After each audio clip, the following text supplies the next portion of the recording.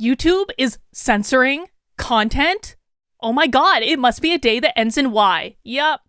Reuters reported this morning YouTube is now blocking all anti-vaccine related content. YouTube will block all anti-vaccine content, moving beyond its ban on false information about the COVID vaccines to include content that contains misinformation and about other approved vaccines, it said in a blog post on Wednesday. Let's just take a look. Let's take a look at exactly what YouTube is doing.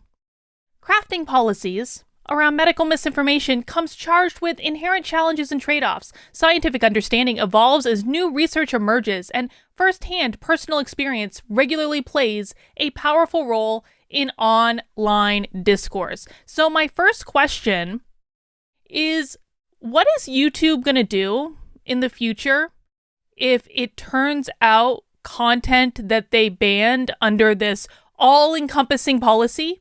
What are they going to do in the future if it turns out that that content actually proved to be true based on new scientific understandings, as the science evolves, of course? Vaccines in particular have been a source of fierce debate over the years, despite consistent guidance from health authorities about their effectiveness. Today, we're expanding our medical misinformation policies on YouTube with new guidelines on currently administered vaccines that are approved and confirmed to be safe and effective by local health authorities and the WHO. Remember, as always, I'm not giving any thoughts about the effectiveness of any vaccine. You should refer to the CDC, because in the land of YouTube, the CDC is your god. YouTube wants you to bend down and worship the CDC, only get all your information from the CDC. So the CDC is exactly where you should go. They are our gods when it comes to the vaccine. They are not to be questioned ever. And of course, I'm not questioning them by saying that. I'm merely saying that you, as viewers, should not ever, ever, ever, ever, ever question the CDC. They're God, so far as we are concerned. I think I've made my point. Our community guidelines already prohibit certain types of medical misinformation. We've long removed content that promotes harmful remedies, such as saying drinking turpentine can cure diseases, which it can't do. I am reading out of YouTube's blog post. I don't want to get any stupid strike on this channel for medical misinformation. Not unlike the two medical misinformation strikes I've already gotten. The first medical misinformation strike was for being a psychologist reading a peer-reviewed psychology article that was published in a major medical journal about the psychological impacts of masks. I got a strike on my channel for that. I also got a strike on my channel for reading a story that was covered in The Hill about the University of Virginia disenrolling unvaccinated students. That's another medical misinformation strike. We don't want any of that nonsense here. I want to make sure we're all on the same page. None of that nonsense. No psychologists reading peer-reviewed psychology articles are allowed on YouTube anymore. On the onset of COVID-19, we built on policies when the pandemic hit and worked with experts to develop 10 new policies around COVID-19 and medical misinformation. Since last year, we've removed 130,000 videos for violating our COVID-19 vaccine policies.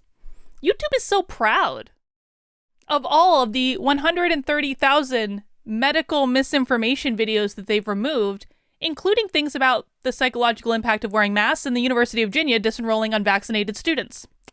Throughout this work, we learned important lessons about how to design and enforce nuanced medical information policies at scale. Yeah. Working closely with health authorities, we look to balance our commitment to an open platform with the need to remove egregious, harmful content. Egregious, harmful content like reporting in The Hill over the enrollment at a public state university. We've steadily seen false claims about coronavirus vaccines spill over into misinformation about vaccines in general, and now we're at the point where it's more important than ever to expand the work we started with the COVID-19 vaccine to other vaccines. Specifically, content that falsely alleges that approved vaccines are dangerous and cause chronic health effects, claims that vaccines do not reduce transmission or contraction of a disease, claims the vaccines do not reduce transmission or contraction of a disease, or contains information on the substances contained in the vaccines will be removed. That would include content that falsely says that approved vaccines cause autism, cancer, or infertility, or that substances in vaccines can track those who receive them. We wouldn't want people viewing information that says those things. Come on, guys. Our policies not only cover specific routine immunization, like for measles and hepatitis B, but also apply to general statements about vaccines. As with our CDC guidelines, we consulted with local and international health organizations and experts in developing these policies. For example, our new guidance on vaccine side effects maps to public vaccine resources provided by health authorities like the CDC and backed by medical consensus.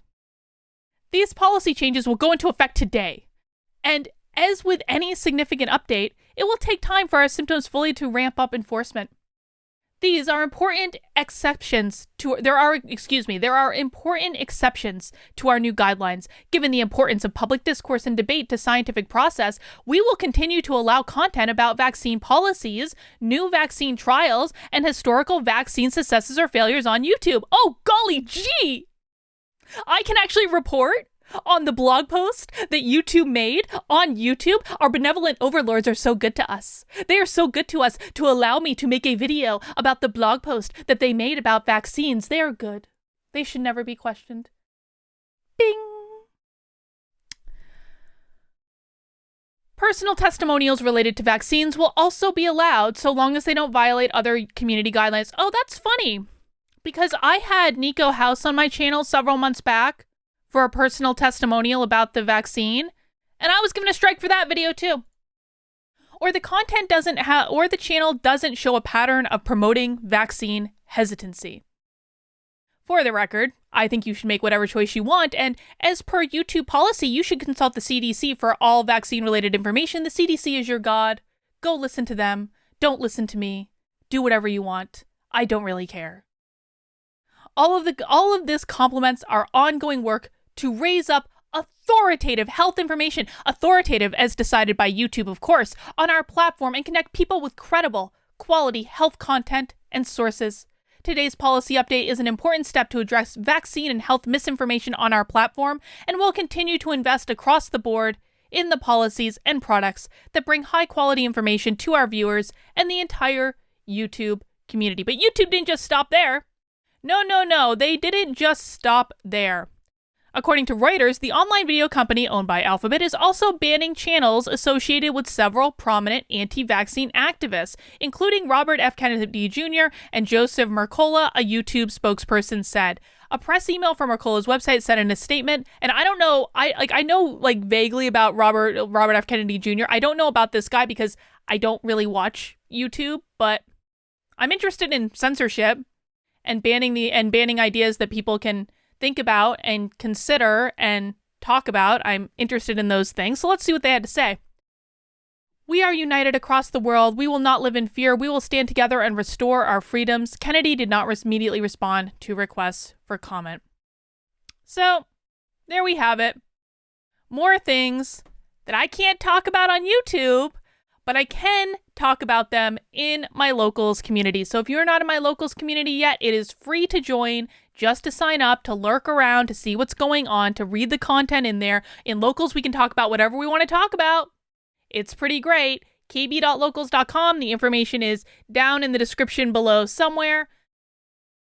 The place where I can actually say what I want to say and not have to adhere to stupid YouTube guidelines. That's all I've got for right now. I'll see you soon.